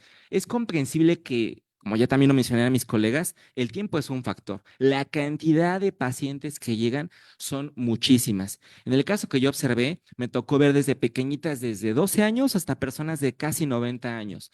Las personas que lograron bajar de peso fueron muy pocas. ¿Cómo es que lo logran? ¿Cómo es que al final del día logran bajar de peso, controlarlo? Parte de la evidencia, la siguiente, por favor. Bueno, es que las nutriólogas tienen un estilo personal de dar la consulta. Ya para ir cerrando, por ejemplo, por dar un caso de muchos. Esto que ustedes están viendo se llaman réplicas. Yo lo conocí hasta que fui al hospital. Son muestras, pero en tamaño de porción, la porción que debería considerarse correcta. No todas las nutriólogas las usan para dar sus consultas. En el caso de las que yo observé, solamente una las utilizaba. ¿Y eso por qué favorece? Porque me tocó también pacientes que no saben leer y escribir. Y cuando las nutriólogas utilizan estas herramientas, evidentemente es más comprensible la dinámica de la consulta. Entonces, hay muchos elementos. El solo hecho de que las nutriólogas a una paciente que toca y pide cita, pero que está embarazada y tiene sobrepeso y obesidad, le digan, no te vayas, te doy aunque sea una orientación. Ojo, no es una cita programada de 5 o 10 minutos, les puede ayudar a las pacientes no solamente a reducir el sobrepeso y obesidad, sino a controlarlo y que a su calidad de vida sea mucho mejor. La siguiente, por favor. Bueno, pues sería respetando justo los tiempos, sería todo.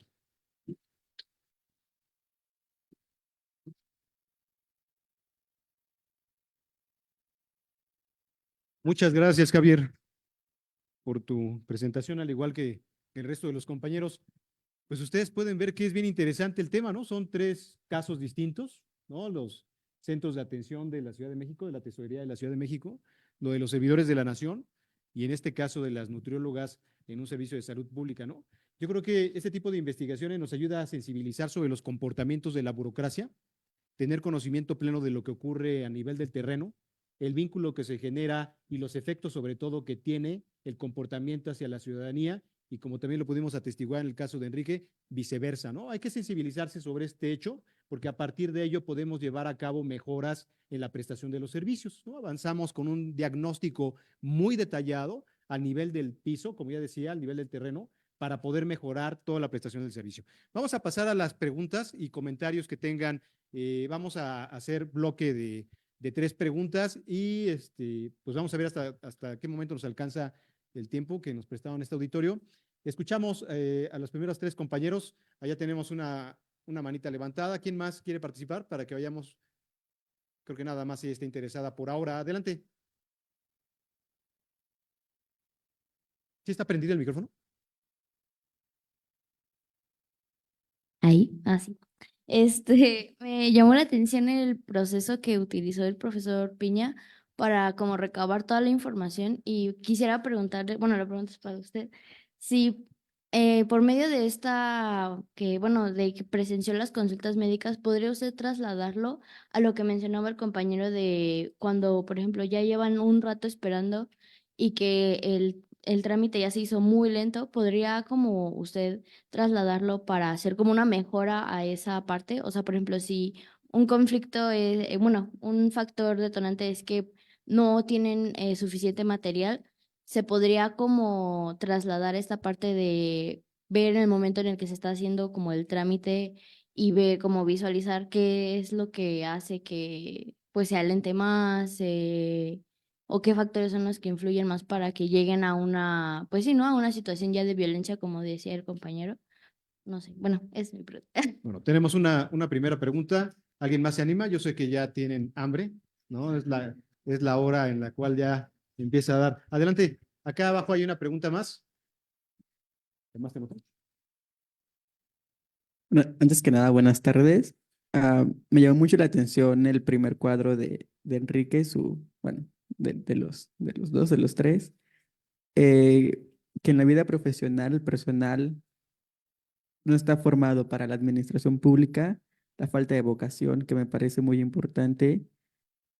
Eh, Tengo dos preguntas. ¿No cree que todo esto del personal no formado en la P y la falta de vocación es un obstáculo para el buen funcionamiento de las instituciones y que por eso la gente se comporta tal como está? Porque a veces el burócrata no tiene la capacidad de respuesta a las exigencias del ciudadano. Y otra, ¿no cree que los problemas de la burocracia a nivel de calle se resuelvan con la implementación de nuevas tecnologías, como por ejemplo con las IAs o con las plataformas digitales? Gracias. Bueno, ya tenemos otras dos. ¿Alguien más? Allá al final.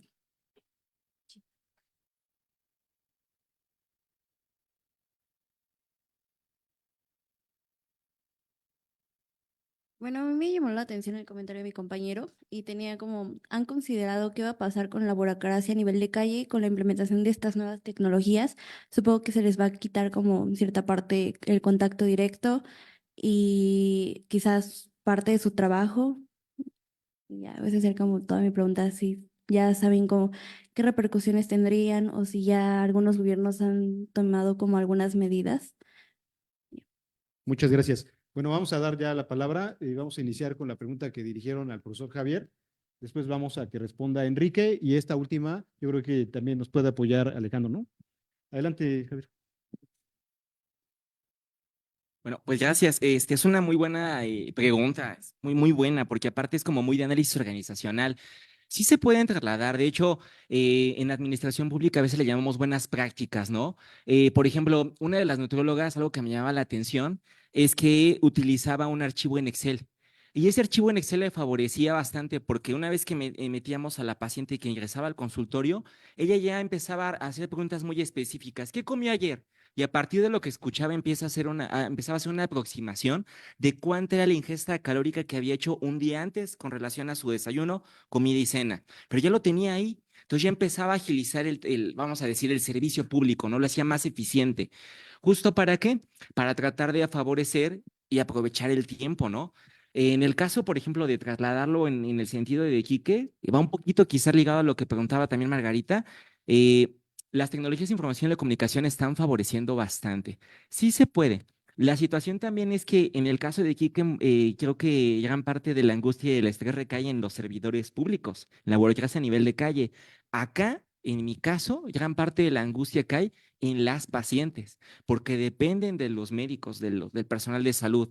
Recuerdo mucho que hubo una paciente que llegó y que decía, es que me mandaron de aquí, me mandaron de allá y luego me traen para acá y luego llego con usted, ¿a quién le hago caso? Nunca olvidaré la respuesta de la nutrióloga, a mí. Y le dice la paciente, ¿por qué? Porque yo soy la experta. Y le dice la paciente, pero esto me dijo el oncólogo, no importa, él no sabe lo que yo sí sé. Y entonces, al menos en el consultorio, ellas son hasta cierto punto dueñas de ese espacio. Ya hay teóricos que han dicho, ¿no? Estos espacios de encuentros, de interacción, ciudadanía, Estado, son bien interesantes, pero en el caso de lo que yo estudio, hasta cierto punto son íntimos, son privados. Una vez que se cierra el consultorio, ya hay gran parte de la dirección, de la guía, la lleva el personal de salud. ¿Cuándo se acaba? Cuando la paciente sale del consultorio. Entonces acá, por ejemplo, pues es bien interesante porque gran parte del control lo ejerce el personal de salud, porque son los que tienen el conocimiento, vamos a decirlo, los que son altamente profesionalizantes, ¿no? Entonces, ¿se podrían trasladar? Sí, por supuesto. De hecho, hay también, antes de que yo saliera del hospital, recuerdo mucho que algo que me decían y que también se estudia en metodología de la investigación era, bueno, ya te vas y ¿qué nos dejas? ¿No? Yo les decía el recuerdo de que estuve aquí, pero se reían, ¿no? Las nutriólogas, porque aparte yo conviví con puras mujeres, o sea, el 99% eran mujeres, tanto de pacientes, tanto personal de salud, aparte eran muy jóvenes y me terminé llevando muy bien con ellas. Y me decía la jefe del departamento, pero oiga, profe, ¿no nos puede dar algo para que mejoremos? Una de las nutriólogas me hizo caso y en sus planes alimentarios, en lugar de poner tanta información, porque luego ya se hacen tablas de equivalencias, en donde parece que solo se entienden ellas y Dios, no todas, pero me tocó mucho de que les preguntaban a las pacientes, ¿entendió? Sí. Y casi nadie decía nada. Entonces lo que yo les recomendé es que se hicieran innovaciones, que empezaran a meter dibujitos. Por ejemplo, ellas decían que una porción de carne debe de ser proporcional al tamaño de nuestra palma, en el caso de la carne de res o de pollo, por ejemplo. Entonces lo que hicieron fue en el plan alimenticio empezar a colocar eso. Todo lo que puede arropar y facilitar una atención médica, en el caso mío, para que al final tampoco pasen tanto tiempo dentro del consultorio, pues favorece a las que siguen. Las pacientes que padecen cáncer se quedan casi la media hora los 40 minutos ahí en consulta, pero ¿cómo corren a alguien así? Eso puede hasta ser algo perjudicial para la servidora pública, ¿no? Entonces, en el caso de Quique, ahí me parece que, pues sí, en efecto, las TICs pueden ayudar hasta cierto punto la profesionalización, porque él ya hablaba un poco de eso, ¿no? Acá en lo que él hace, no todo el personal tiene tanta capacitación o estudios muy específicos, como en el caso mío. La necesidad de que estén capacitadas pues, es apremiante, porque lo contrario, las enfermedades pueden rebasar la interacción que ellas tengan hacia las pacientes, ¿no? A ver si puedes añadir lo del formato El formato, de profe. captura de datos Eh, que se intercambian entre ellos. es que, híjole, eso también es muy interesante, porque yo le decía al profe que también ya no solo la interacción de burócratas a ciudadanía, también entre ellas. Esto que veían de las réplicas, la nutrióloga que me dejó tomarle foto no se las presta a sus compañeras, ¿eh? Y un día le decía, pero ¿por qué no se las presta, doctora? Y me decía, ¿por qué? Si yo las compré. Incluso los formatos ellas elaboran recetarios, guías, folletos. Este archivo de Excel, ella, siendo nutrióloga, no tiene tanto conocimiento en Excel. Le piden apoyo a un ingeniero, él le hace el formato, pero tampoco es que lo comercializara. Una de las recomendaciones que ella me decía, ¿qué me puedes recomendar? Pues comparte la información. Y nada más se puso su cara, ¿no? Y decía, es que al final eso es una recomendación, una buena práctica que se puede trasladar a las demás. Eso tampoco casi lo hacen. A veces se consideran tan expertas que ellas controlan lo que hacen sin compartir con el otro e intercambiar puntos de vista. Entonces, sí, eso es bastante interesante también. Gracias, profe. Bueno, voy a empezar con la pregunta que hizo Ian respecto a el obstáculo que hay de que las personas que estén en los centros no sean formadas para la administración pública. Yo creo que más que este obstáculo es que no hay una capacitación previa adecuada para el personal. Les explico brevemente en qué consiste la entrada a los centros de servicio. Te hace una entrevista el jefe de unidad y son 2 jefes de unidad por centro. Te hace una entrevista el otro jefe de unidad y ya que los 2 han dado su voto aprobatorio, te mandan a entrevista a la sede de la Secretaría de Finanzas. Esa tercera persona, una vez que da el sí, se autoriza tu ingreso en el próximo 16 o 1 de mes. Una vez que tú entras, 1, no se te ha capacitado. 2, no has pasado las pruebas de certificación necesarias para estar en el centro, que consisten en un examen de conocimientos general de la Secretaría, así como de las funciones que se llevan a cabo en el centro, y un examen psicométrico, en el cual se determina pues, si tienes las capacidades emocionales para estar en un lugar como ese. Esta evaluación puede tardar a veces 1 mes, a veces 3. Hay personas que llevan 7 meses en el centro y nunca han sido evaluadas y están ocupando una vacante para la que quizá no estén preparados. Entonces, lo que yo considero que se debe hacer es reestructurar el proceso de ingreso a la organización y además de ello, hacer una capacitación en donde se advierta a los burócratas que van a estar en constante frecuencia con la violencia por parte del ciudadano para que 1, aprendan a lidiar con ella y 2, le den un tratamiento adecuado a este tipo de violencia.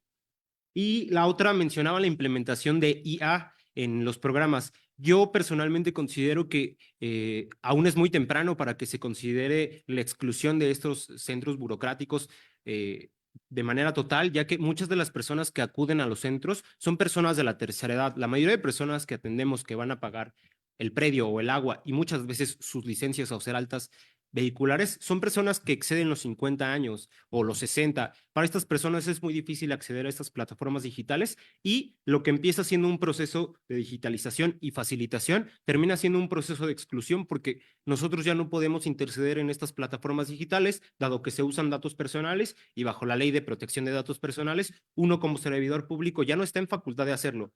Claro, tenemos la discrecionalidad y la autonomía que nos permite ayudarlo fuera de la regla, pero que al final pues estás rebasando una línea que no debería rebasar como burócrata. Entonces, no considero que sea así. ¿Y qué va a pasar con la BNC con las nuevas tecnologías? Pues nuevamente lo mismo, considero que todavía hace falta mucho tiempo para que se puedan implementar estas nuevas tecnologías del todo en las burocracias a nivel de calle para facilitarlo, porque muchas veces las personas que acuden a estas burocracias son personas que necesitan a la burocracia para hacer el trámite, porque muchos de los trámites que nosotros llevamos a cabo desde la licencia, incluso el principio del alta vehicular, son procesos que se pueden hacer de manera digital y la ciudadanía no los conoce. Y aunque los conociera, les es más difícil y como les digo, termina siendo un proceso de exclusión porque luego hay veces que llegan adultos de la tercera edad que ya llevan semanas queriendo sacar su licencia porque ya la pagaron y ya la generaron de manera digital, pero no la pueden obtener dado que se les presentó una dificultad o borraron un archivo que es muy importante y con el cual no los podemos atender y los tenemos que mandar a otra área que se encarga de hacer los procesos digitales y esperar una semana, a veces dos, a veces hasta un mes para que puedan terminar su trámite. Entonces, considero que todavía son muy necesarias este tipo de burocracias para facilitar el acceso a trámites, a bienes y servicios a la población en general. A lo mejor para las generaciones que se encuentran aquí sí sería mucho mejor el uso de estas plataformas digitales, ya que lo facilita, pero en otras generaciones no sucede lo mismo. No sé si- Ay, perdón. Sí, a mí me gusta lo que acaba de decir Enrique porque sitúa mucho lo que sucede con lo que esperamos de la burocracia de primera línea. Para los procesos de documentación, yo creo que sí hay una forma de digitalización. Todos los gobiernos han tenido una transición a la digitalización, pero pues no, ninguna opción es una panacea, ¿no? Tiene costos. Transfieres los costos a la población más grande que tal vez no está tan conectada con los medios digitales. Y creo que, por ejemplo, lo que dice es muy valioso porque ¿qué esperas de un burócrata de primera línea que responda a las situaciones muy variadas? Eso es lo que tú quieres de él.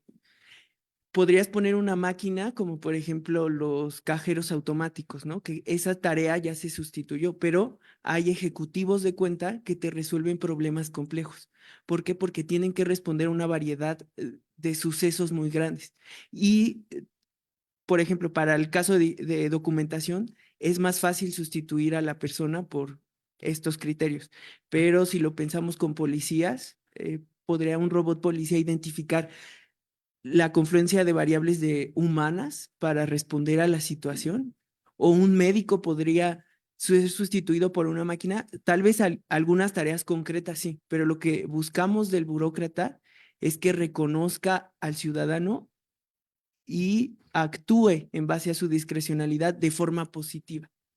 Entonces, yo creo que pueden sustituirse algunas cosas, tiene costos para otras personas. Por ejemplo, si sustituye la digitalización, el costo va a las personas adultas mayores, pero eventualmente la sociedad va aprendiendo, ¿no? Pero hay tareas puntuales que necesitas al burócrata, entonces creo que no tiende a sustituirse, o al menos no momentáneamente. Muchas gracias. ¿Hay más preguntas? A ver, acá tenemos una pregunta. ¿Quién más? Ya hay otras dos, ya les ganaron. Y yo creo que con esas nos vamos a terminar. Vamos a darle también la palabra a Noé, una cuarta, y vamos a cerrar la actividad. Adelante. Bueno, yo leí la lectura de Maynard y Portillo y citaba a Lipsky, ¿no? Y me pareció muy interesante la cita en la que mencionan que los buenos burócratas a nivel de calle vuelven dependientes a sus superiores de los burócratas, ¿no?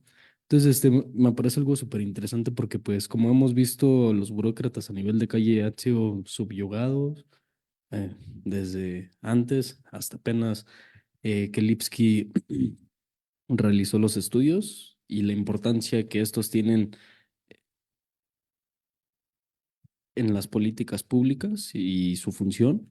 Entonces, me gustaría que dentro de las investigaciones que ustedes realizaron y que nos acaban de presentar, si notaron algún ejemplo de estas dependencias que generaron los burócratas a nivel de calle hacia sus superiores. Bueno, más bien al revés, ¿no? De la dependencia que crearon los superiores de los buenos burócratas a nivel de calle.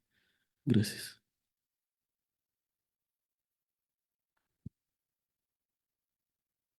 Recuérdenle, por favor, quiénes son las personas que van a participar.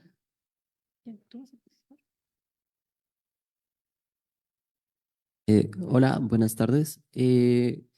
Pues después de haber estado en esta conferencia y haber analizado el tema de burocracia a nivel de calle, creo que es muy importante darse cuenta que la violencia que sufren los burócratas no es como en un sentido unilateral, o sea, hay una bilateralidad de esta presencia de violencia, tanto de las personas que van a pedir estos servicios como los burócratas que las ofrecen, ¿no? Y justo nos mostraban, por ejemplo, que pues los burócratas cambiaban sus posturas a través de la violencia que sufrían. Creo que mucha de la violencia de las personas en una primera instancia hacia los burócratas pues se debe por una serie de factores quizás de despersonalización y falta de empatía hacia estos servidores, a los burócratas a nivel de calle. Y me gustaría preguntarles en qué grado de importancia encuentran como esta situación de la ciudadanía en relación a la despersonalización que tienen hacia los burócratas a nivel de calle y cómo podrían implementar estrategias o cómo creen que se podrían implementar estrategias para cambiar esta situación para que las personas dejen de despersonalizar a los burócratas a nivel de calle y tengan más empatía con sus servicios. Sí, bueno, mi pregunta va dirigida más a los tres en general, sobre el hecho de que en lugar, bueno, como ya se comentó el caso de la tecnología, pues sabremos que todavía existe una brecha generacional, que no es como que ya podamos implementarla a la de ella, que era lo que estaba comentando. Entonces, pues, bueno, pregunto y también yo considero que entonces sería mejor un factor implementar a la burocracia a nivel de calle como primera línea en la implementación de políticas públicas, porque al fin de cuentas son las personas que tienen la relación con la ciudadanía. Entonces, el dejarlas a un lado implica también dejar a un lado a la ciudadanía como tal, porque se supone que las políticas públicas pues van implementadas hacia ellas. Sin embargo, quienes tienen contacto con ellas quedan olvidadas, que es como la burocracia a nivel de calle. De igual forma, quería saber si podíamos llegar a una conclusión que obviamente las relaciones de los burócratas varían dependiendo los casos, porque por ejemplo, el primer caso, a lo que yo pude percibir, se ve una relación más tensa, o sea, no hay una relación más cercana, es como un trámite, vienes y te vas, en el caso de las tesorerías, y por ejemplo, en el segundo caso, pues justo era lo que comentaba el compañero, que se ve más una acción de altruismo, ¿no? Porque pues varía dependiendo a quién va dirigida la burocracia a nivel de calle. En este caso, pues eran adultos mayores, en el cual se ven más dificultades, por así decirlo, morales, así como lo tomo, a comparación del primer caso. Y pues ya eso sería. Falta Noé. Una última y nos vamos, como dicen. Sí, me gustaría saber ustedes en su correspondiente investigación a qué modelo de qué país ustedes consideran que es un buen ejemplo de esta organización y burocracia. Bueno, tenemos 4 preguntas, pero las 4 están dirigidas a los 3. Entonces yo creo que nos vamos a ir muy tarde si así fuera.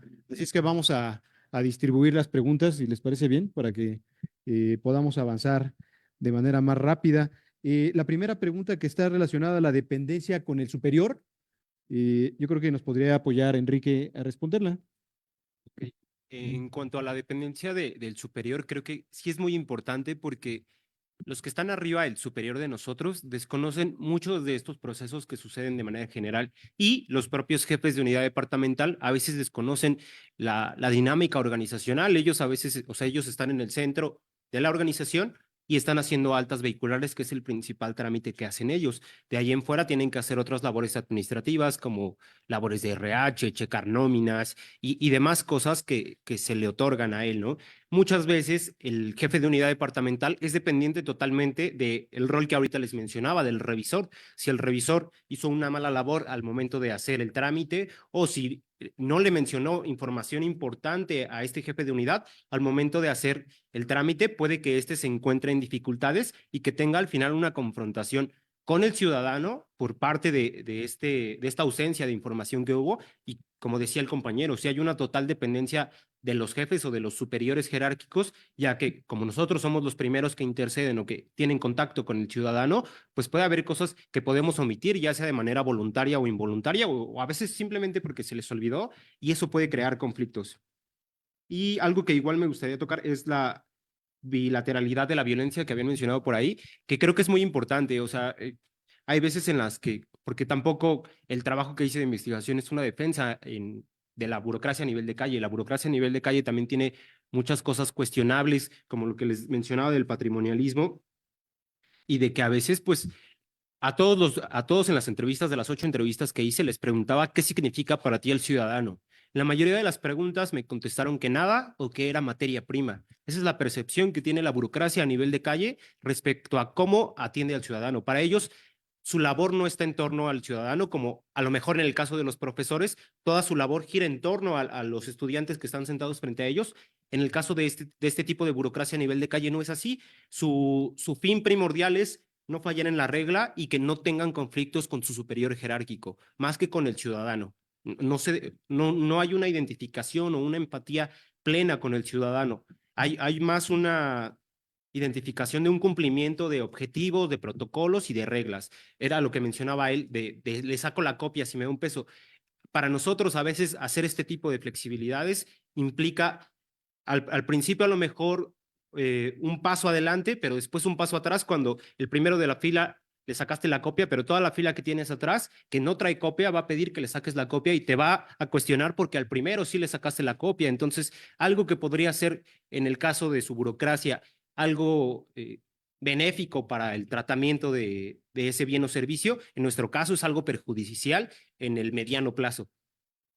Muchas gracias. Bueno, vamos a la otra pregunta que tiene que ver con el comportamiento burocrático, o al menos así lo entendí, el comportamiento burocrático si dependía de los casos.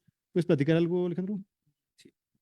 Pues lo interesante de la burocracia a nivel de calle es que cada caso te revela situaciones importantes para él mismo. Es una técnica mucho más cualitativa.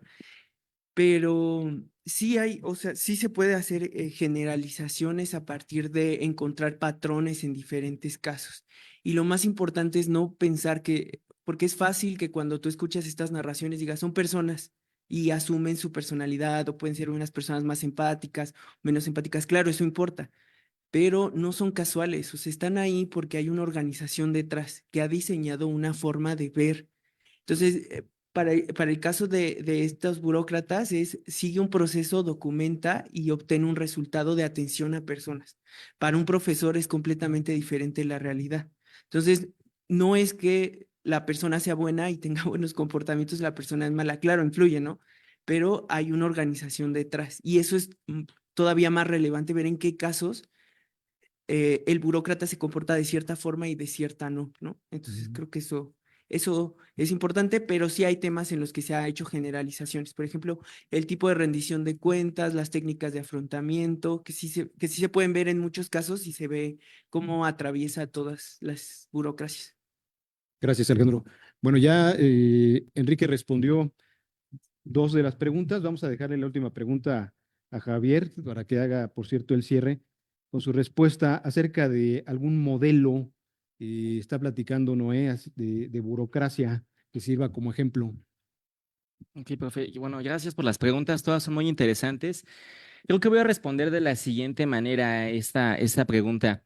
Fíjense que en alguna ocasión una de las nutriólogas me compartió una foto que dice lo siguiente: cuando veas un paciente, acuérdate que la enfermedad ya lo está tratando demasiado mal como para que tú también lo hagas. En el caso de lo que yo les podría decir es que los hábitos y rutinas importan. Creo que gran parte de la relevancia de la burocracia a nivel de calle es que nos muestra que la política pública es más que palabras, más que pues un reglamento, más que una ley. Tiene todavía mucho que ver con las integraciones que nosotros construimos en correlación con la burocracia. Entonces, algo que yo he podido también detectar dentro de la burocracia a nivel de calle es que mucho de lo que hay como memoria institucional, como experiencia, como procesos en donde ellos responden para poder resolver situaciones complejas, no se documentan. Pero, ¿por qué lo menciono? Porque me parece que conocer los hábitos y rutinas de ellos, cómo es que al final del día improvisan, se vuelven pragmáticos, cómo es que van ajustando este rompimiento de reglas, porque un burócrata a nivel de calle en buena medida rompe las reglas. ¿Para qué? Para acercarse a la ciudadanía, para darle beneficios o perjuicios. En el caso de lo que yo observé, pues la mayoría de las pacientes esperaban pues una mejoría en su salud. Por lo tanto, entonces también parte de lo que yo observé en los hábitos, en parte de la posible conclusión es que, o rutinas, es que la discrecionalidad, el juicio y la autonomía importan al grado de que las pacientes cuando salen del consultorio pueden tener también, si así lo deciden hacer, una mejoría en su situación de vida. Entonces, eso me parece fundamental. O sea, los hábitos y rutinas fundamentalmente importan. Y creo que cierro con una frase que he hecho hincapié una y otra vez en casi todos los lugares donde me he presentado, que nos legó el doctor Omar Guerrero en un libro que se llama La Administración Pública a través de las Ciencias Sociales, página 49. Dice lo siguiente: porque una administración puede hacer tanto bien como causar tanto mal, según las manos que la guíen. Creo que la burocracia a nivel de calle es un reflejo de lo mucho que puede ayudarnos a la sociedad más allá de los altos mandatarios, porque al final del día es con quien tocamos base, con quien interactuamos. Uno de los elementos que el profesor Arturo ha empezado a retomar y que al final empieza a posicionar es la situación social. Una misma nutrióloga, la misma nutrióloga en turno, puede ser más empática, menos empática con las pacientes. ¿Por qué? Pues depende mucho de la situación social. Entonces, al final del día, hay que concientizarlas también a ellas, no solo a ellas, en general a todos los burócratas a nivel de calle. Su papel es relevante, ¿no? El hecho de que en alguna ocasión yo recuerdo que yo leía sobre educación y decía, a veces ser profesor es un dilema muy complejo. ¿Qué hace un profesor ante un estudiante que ha faltado 6 veces, por la situación que sea, una situación quizás personal lamentable? ¿Lo reprueba o le da una oportunidad para que siga avanzando? Son ejemplos, son dilemas a los cuales la burocracia a nivel de calle se tienen que enfrentar día a día, ¿no? El hecho de que las nutriólogas, gran parte, al menos con las que yo conviví, de los instrumentos que ellas utilizan, ellas pagan esos instrumentos, incluso ellas pagan sus certificaciones, sus diplomados, sus actualizaciones de conocimiento, no todos, pero sí la mayoría. Entonces son grandes retos, pero me parece que al final la relevancia de este enfoque es que pues está, como dirían los etnólogos, ¿no? In situ, en el terreno de todos los días, de esa interacción, de esa vida cotidiana que nos define la sociedad que estamos en correlación con los encuentros sociales que tenemos con las burocracias. Bueno, pues de nuestra parte creo que sería todo. Gracias por haber estado aquí con nosotros y acompañándonos.